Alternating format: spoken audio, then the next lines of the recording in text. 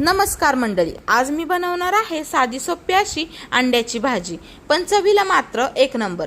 चला तर पाहू। त्यासाठी मी 2 छोटे कांदे, 1 मोठा टोमॅटो आणि खोबरं घेतलेलं आहे। कांदा आणि टोमॅटोला मधून कट देऊन घेतलेत। गॅसवरती आपल्याला कांदा, खोबरं आणि टोमॅटो चांगलं भाजून घ्यायचं आहे। थंड झाल्यावरती आपल्याला त्याचं बारीक असं वाटून घ्यायचे। यामध्ये मी आलं लसूण वापरलेला नाहीये, मी आलं लसूण पेस्ट टाकणार आहे।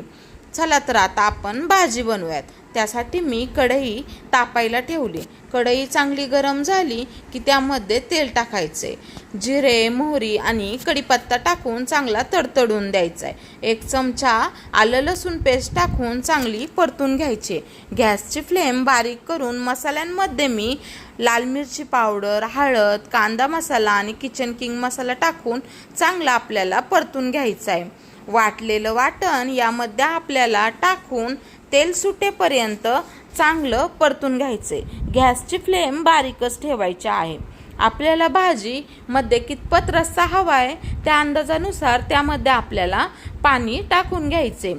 भाजीला 1 उकळी यायला ठेवायची। एकीकडे मी अंडी उकडून घेतली होती, त्याच्या साली काढून त्याच्या 2 फोडी करून घेतल्यात। भाजीला चांगली उकळी आल्यावरती आपल्याला एक करून सगळी अंडी यामध्ये सोडून घ्यायची आहेत। चवीपुरती मीठ टाकून घ्यायचे। हातावरती आपल्याला कस्तुरी मेथी चांगली कुस्करून यामध्ये टाकून घ्यायची आहे। 5 मिनिटं मीडियम फ्लेमवरती आपल्याला भाजी चांगली उकळून द्यायची आहे। झाली तर मंडळी आपली अंड्याची भाजी तयार।